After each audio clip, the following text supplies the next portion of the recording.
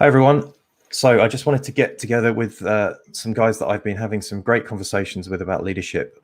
We've been sort of watching the COVID crisis and multiple other crises unfold overlappingly, and we've been talking a lot about the world of consulting, leadership, what we would like to see done differently, what we think is wrong with the landscape as it is at the moment. So we thought, rather than procrastinate about the various different ways we might surface some of this, we would just get together and have a bit of an open conversation. So we're going to be chatting for about 20 minutes, and I'll just change the view so it's all four of us, and then we can just do a quick round of introductions, and then we'll dive into it. So, Doug, take it away. Yeah, hey there, I'm Doug Talbot. I'm been in tech for about 30 years and involved in Agile since very near the Agile Manifesto discovery, and then got really heavily into organizational dynamics and organizational design as a focus, and got chatting with all these wonderful people about complexity in that space. So that's me. James, do you want to go next? Yeah, of course. Hi everyone, I'm James Head. So I've been interacting with these guys for the best part of 2020. I've had 15 to 20 years worth of consulting experience, 25 years worth of technology background. And I've worked with a whole host of huge clients on strategy development, delivery, implementation. The last couple of years been out in Zurich helping deliver a digital insurer. And then this year I'm working with a company to help them build out a new asset management function, including kind of technology, ways of working, practices. Mark? Yeah, thanks, James.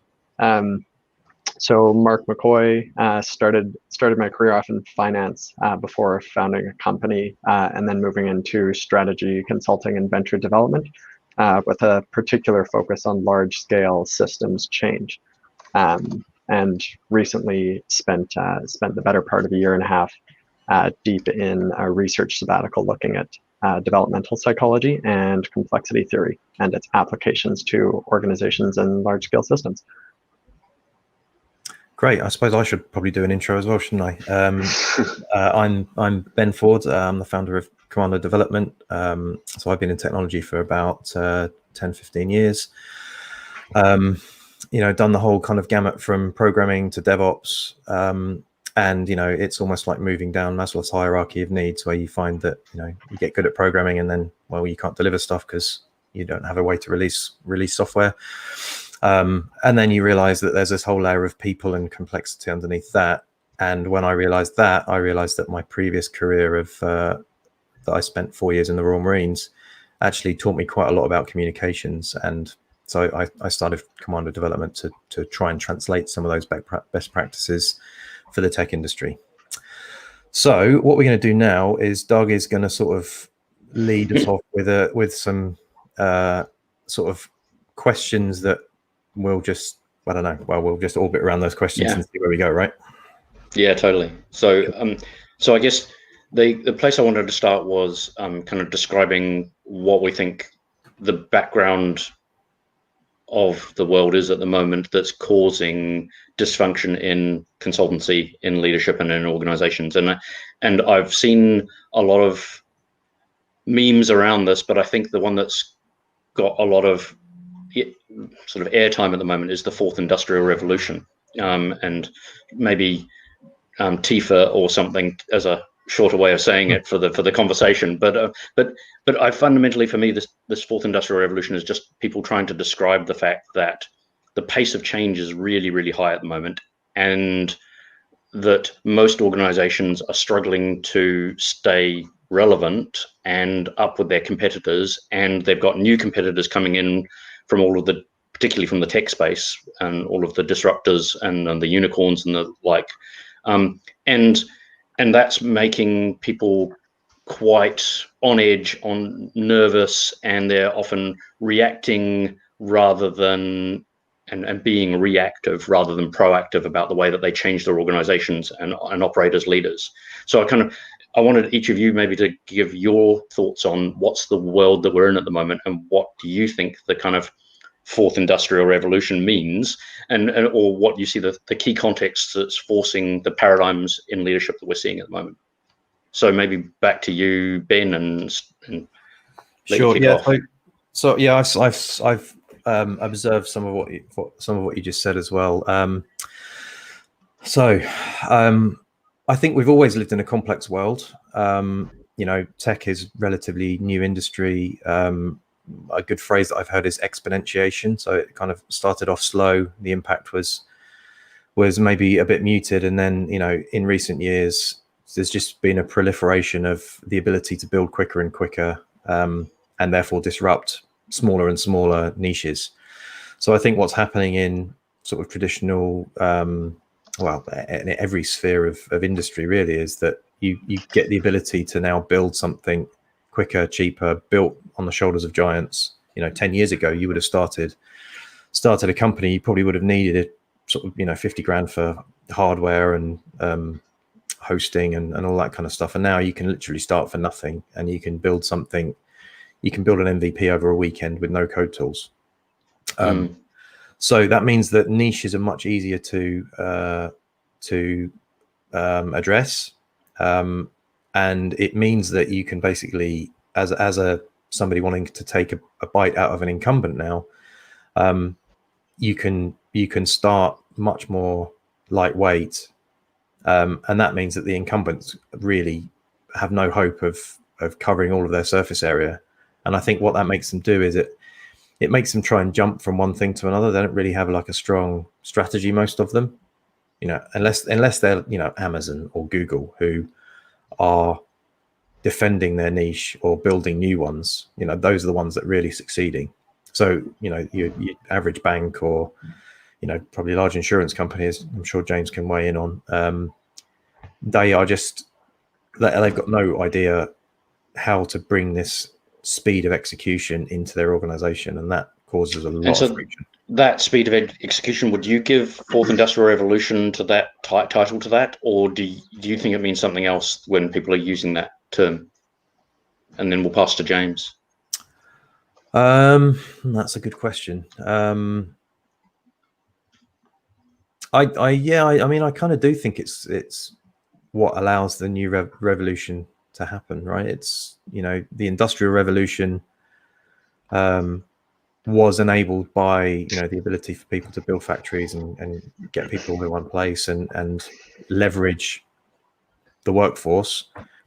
And what we can do now is leverage information, and we do that by per Wardley mapping. Basically, you just have to build far less nowadays to be able to put something in the market that's viable, and that is revolutionary. Although it's not a step change maybe per se, but it's accelerating quicker and quicker, and therefore if you're in an exponential environment, as we can see during a pandemic, the slower you react, the quicker you get left behind. Cool. All right, James, do you want to weigh in and just think about what's the context you're seeing people having to react to, and what's scaring leadership into kind of the speed of reaction at that moment?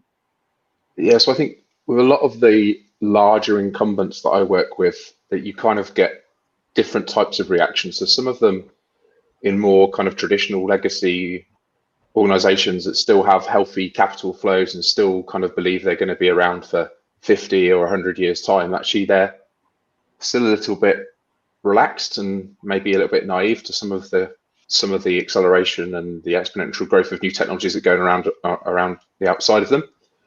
And then there are others where they're kind of almost panic stricken.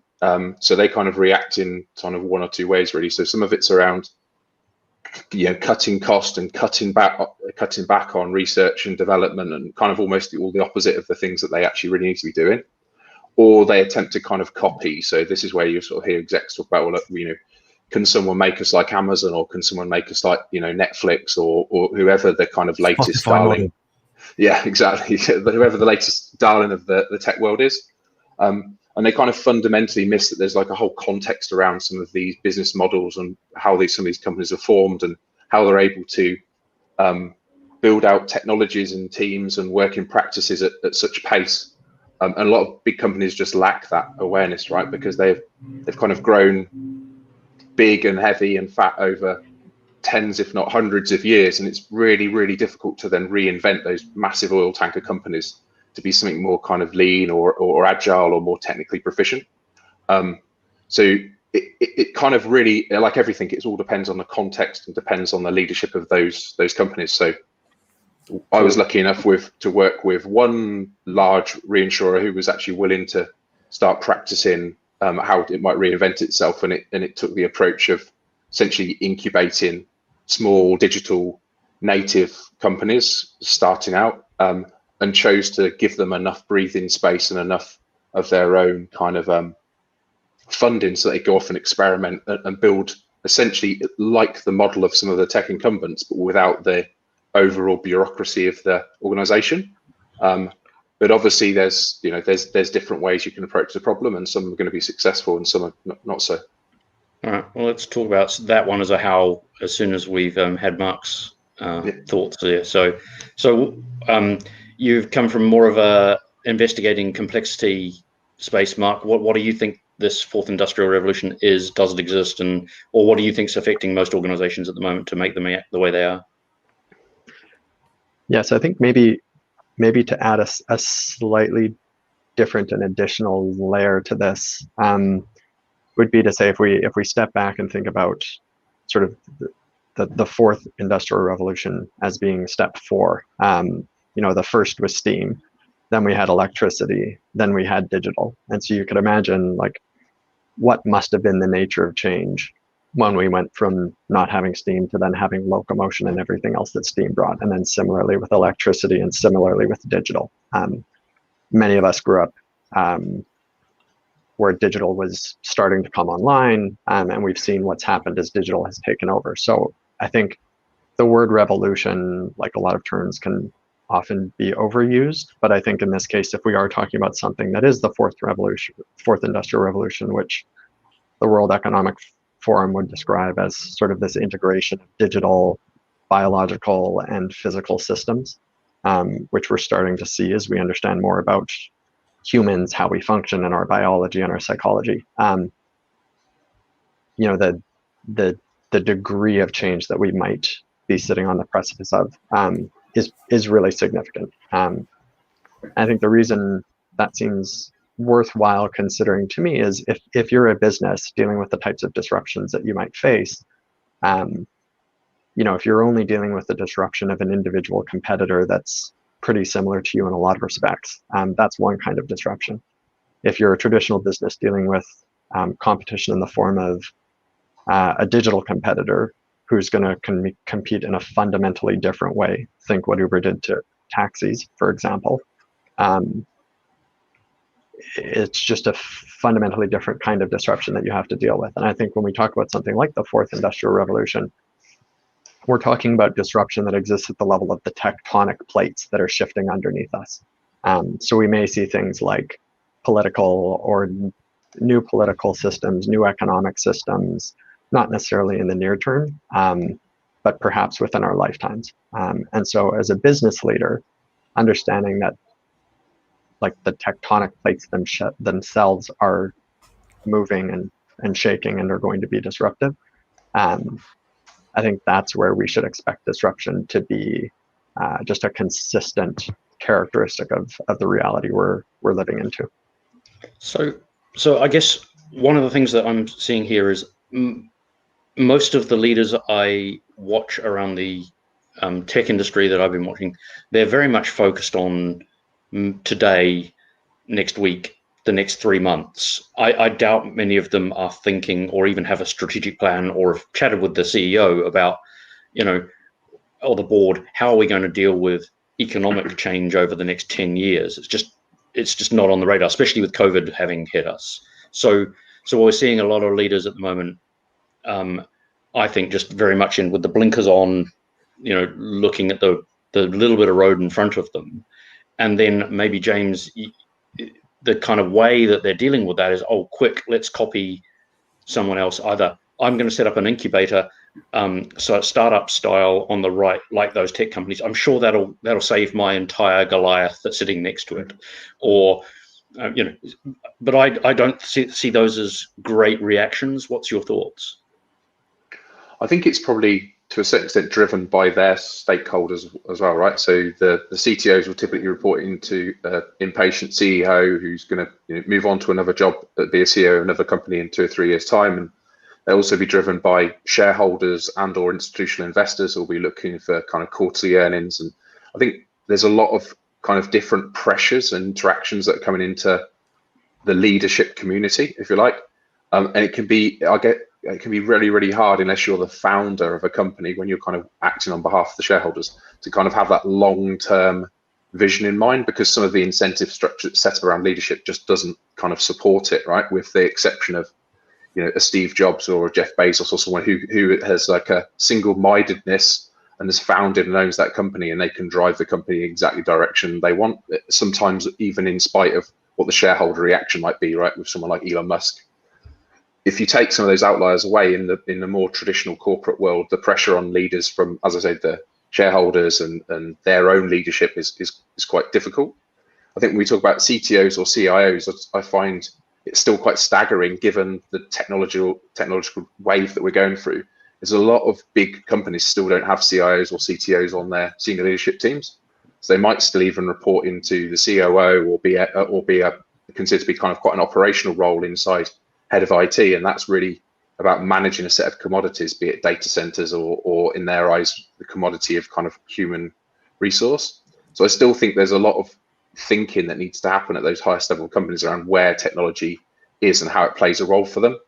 And I think, unfortunately, what happens is, because they don't have that evangelist and those people right at the senior top of the leadership team who are really thinking about and tackling these problems, they tend to go out to your big name consultancies and then want a solution that sits inside a PowerPoint. And quite often the solution is a digital transformation, or, as you said, Doug, an incubator, or maybe it's some level of practice around let's start with a Spotify model, Ben, you mentioned.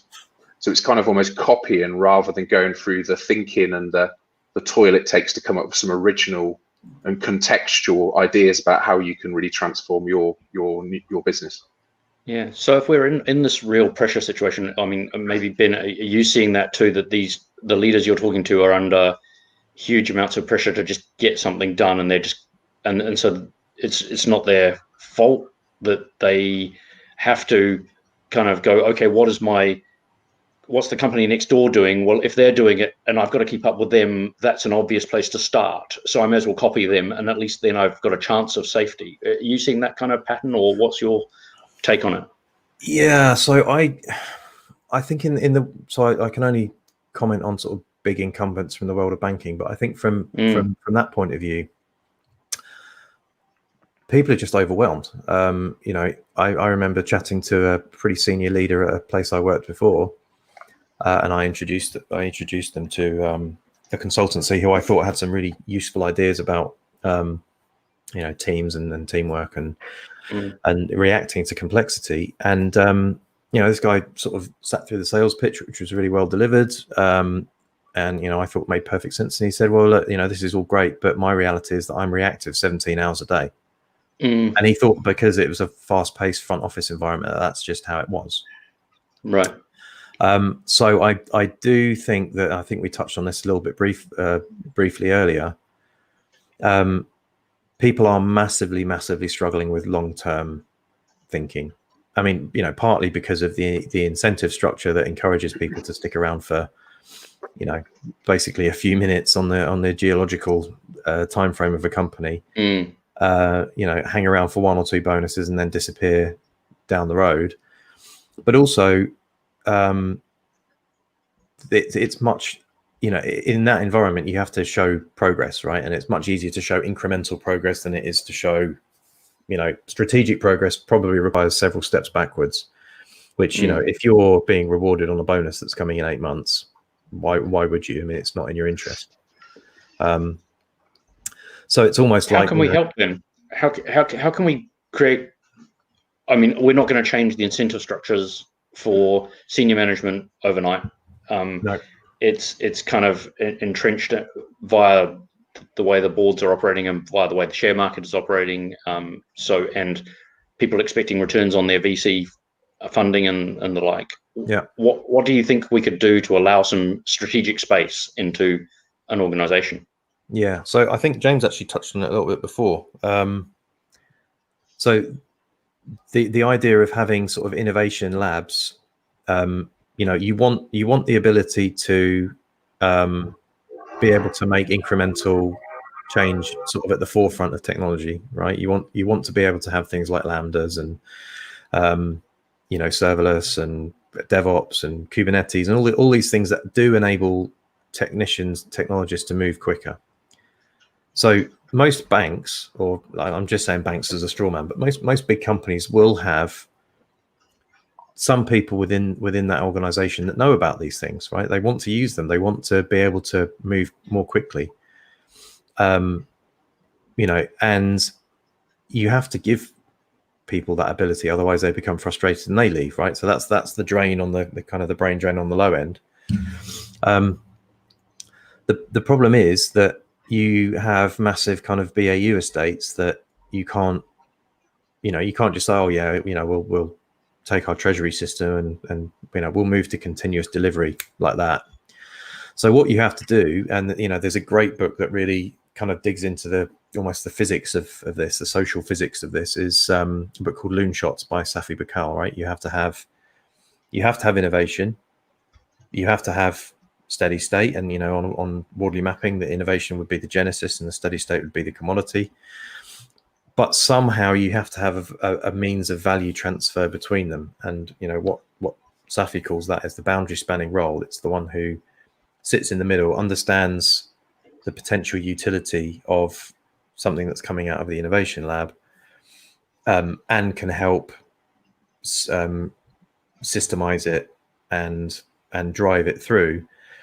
So is this the settlers and town planners? Is it the middle of the Wardley mapping game, or are you seeing this as something different?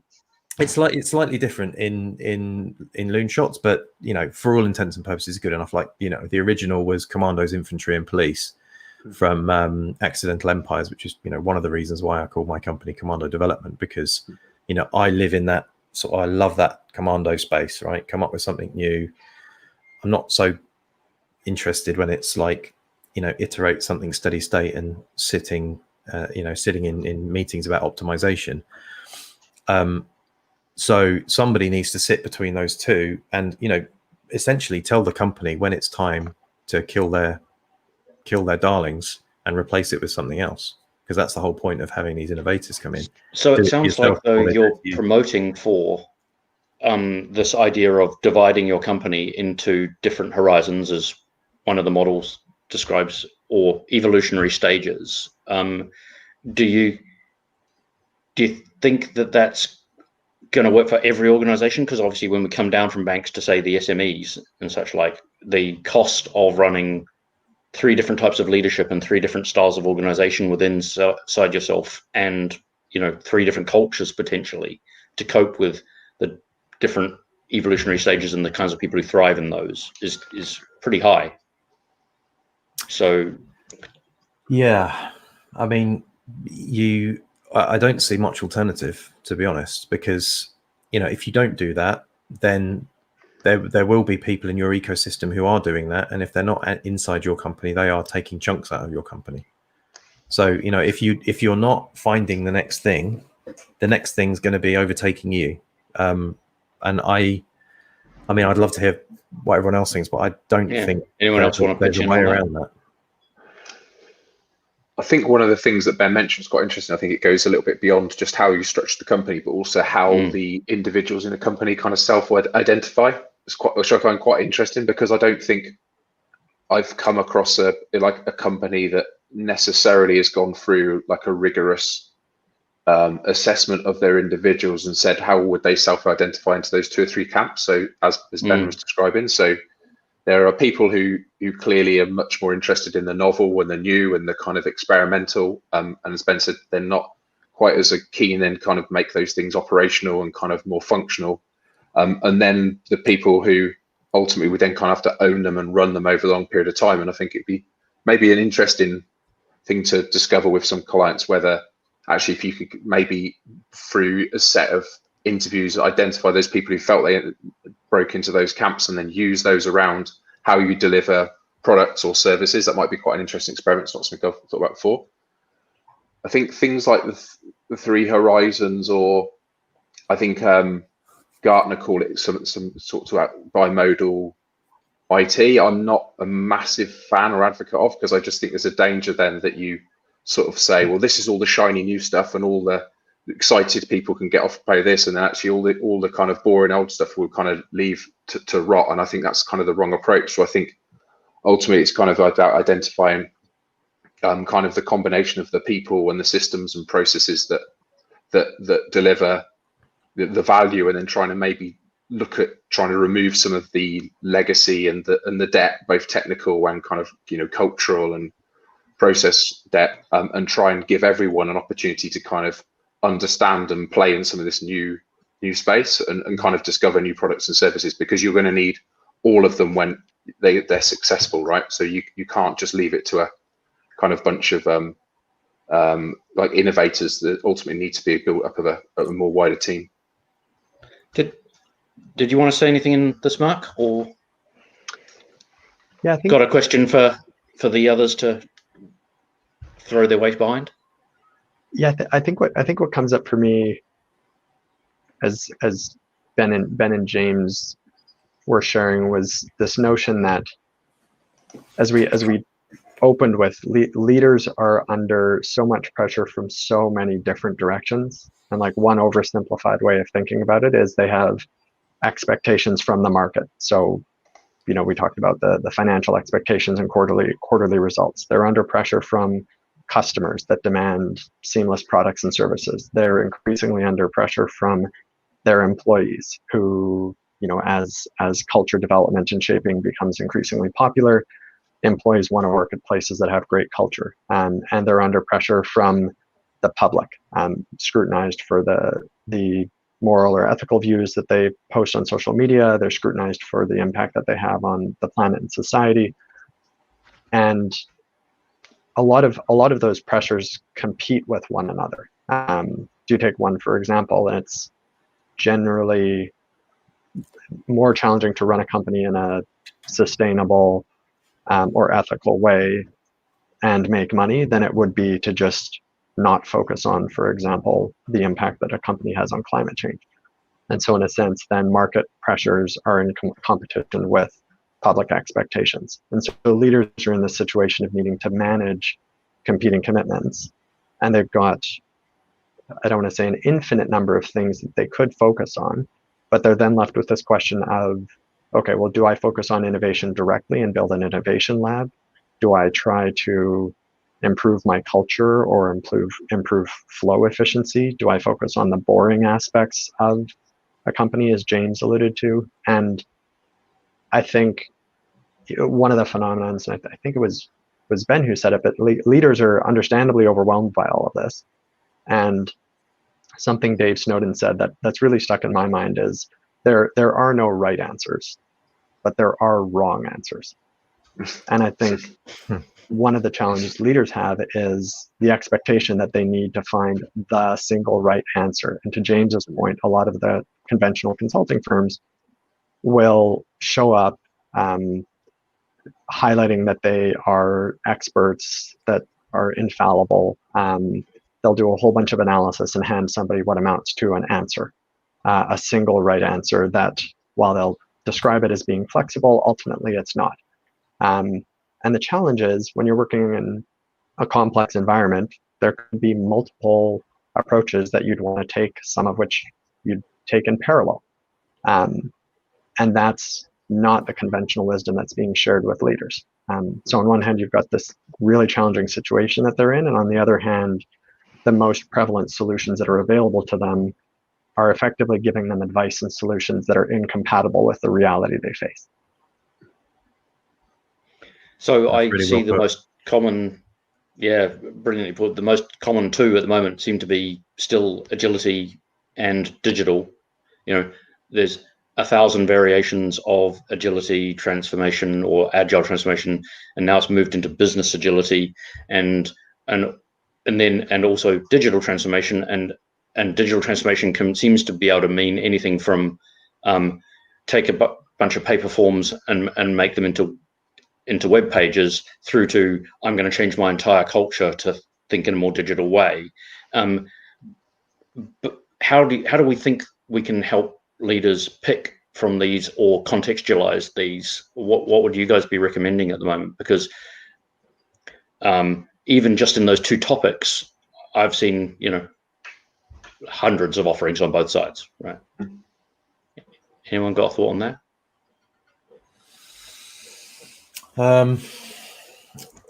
How would you pick a good agile transformation, or would you even pick an agile transformation, Ben? Go on, give us your thoughts. Or DevOps transformation is maybe. Yeah. So, I mean, the problem is that transformation implies that there's a start and an end, right? Like some sort of metamorphosis. You're going to go in as an ugly caterpillar and come out as a beautiful butterfly and fly away, and everything's going to be happy, which is clearly nonsense. The problem I think that you have that a transformation is trying to address is that you just fundamentally can't adjust quickly enough for your environment. So, my sort of go-to mental model for this is Boyd's OODA loop. So, OODA came out of warfare. Boyd did a lot of research into historical military doctrine. But the great thing about it is it doesn't actually need to have an enemy to still be relevant. So, you can basically split into the external environment and the internal environment, right? If your internal structure and process is such that you can't react as quickly or quicker than your external environment is changing, and by the way, that's happening exponentially now, you're screwed, right? You enter a downward spiral, and everything you do puts you further behind where you are or where you were. So that's the idea of an agile transformation coming in, and we'll tweak this area of the business.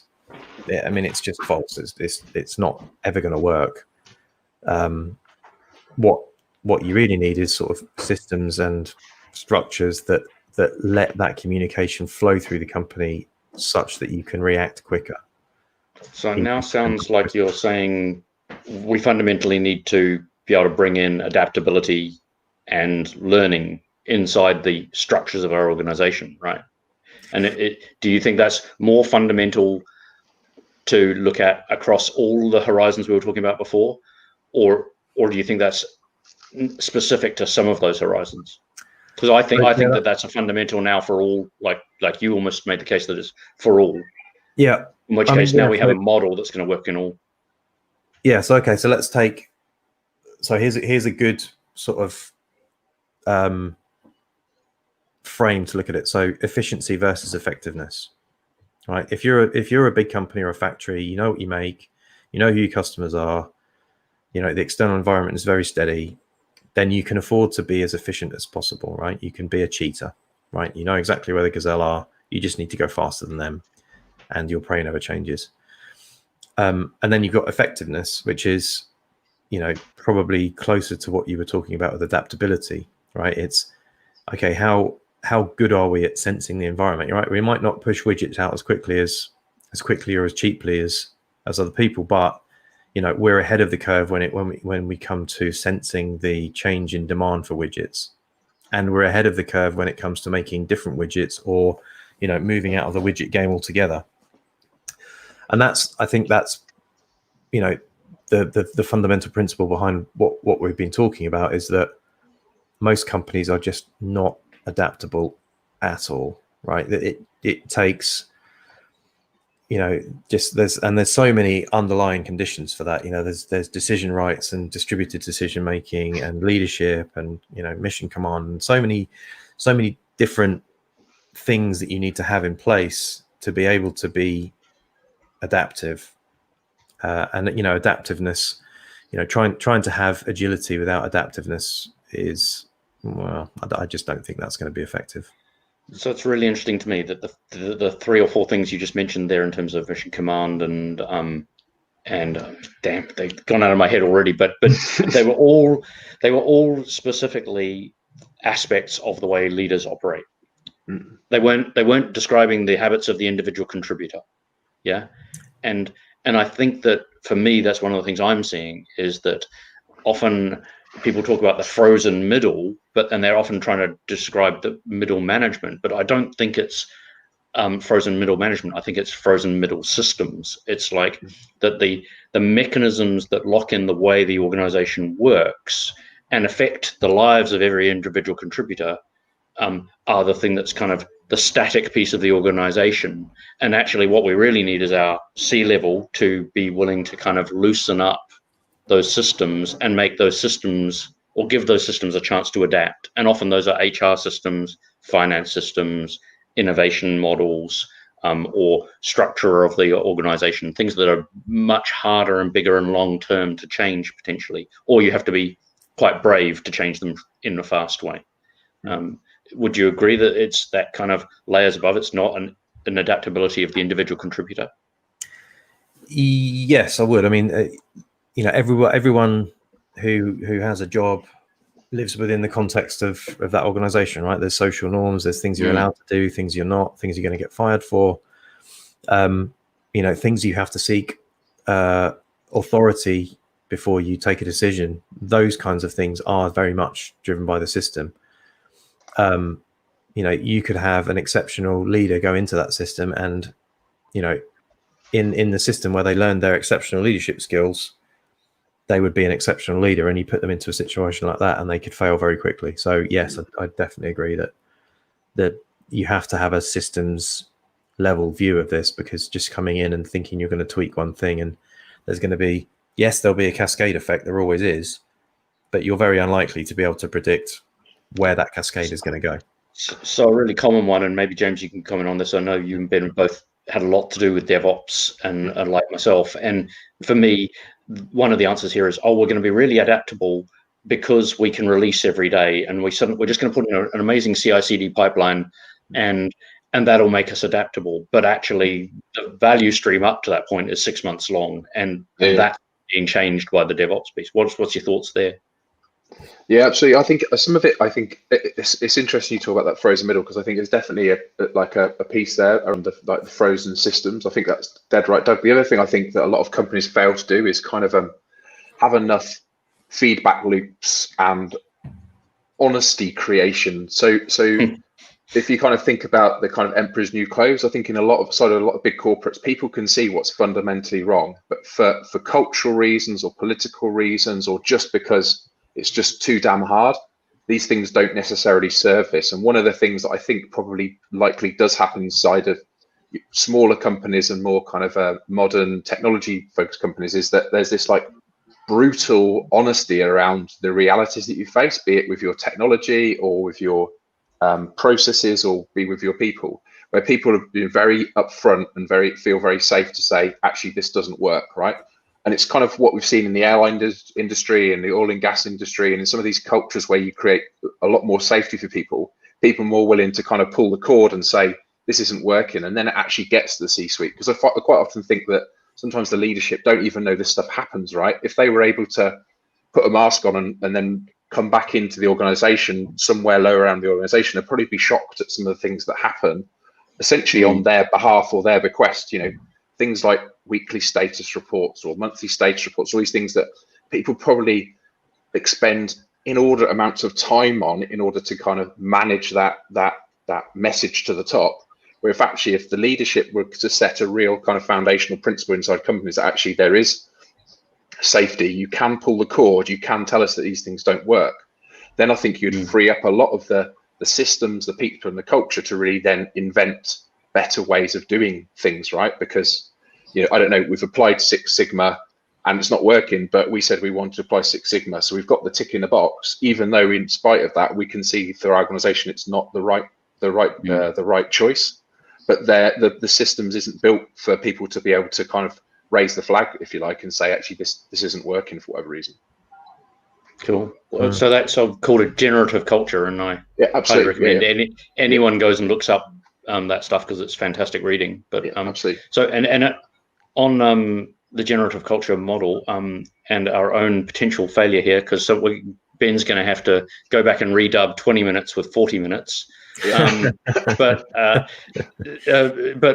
guess if you guys are all cool with it, maybe we call a stop to it now. But I think that if anyone is lucky or unlucky enough to have been watching this and stuck with us the whole way through, and you saw a topic or a particular thing that we brought up that you'd like us to do a deep dive on, we'd love to hear from you, and then we can actually do some discussion that really focuses on one of some very, very big topics we got into there. Yeah, sounds good. We could go on all day, couldn't we? So Absolutely. good call. And we have. Yeah, we have. Yeah. So okay. So next steps then we can. I'll end the broadcast in a minute, but I'll try and share this around, see if there's anything that comes up for people that they want us to do something a little bit more focused around. But yeah, this has been a fun first stab. Thanks, guys. Yeah. All right. Thanks, Ben, for Cheers. hosting and Doug for facilitating. Thank you. Cheers.